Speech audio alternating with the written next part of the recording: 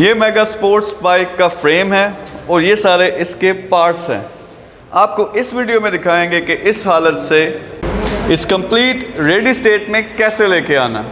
Mega sports bike के जो main parts हैं उसमें ये सबसे पहले फ्रेम आ जाता है। फिर आपको अगर मैं दिखा सकूं, सबसे पहले इसका कंट्रोलर है, उसके साथ कन्वर्टर है, फिर ये बैटरी पैक है और ये मोटर है।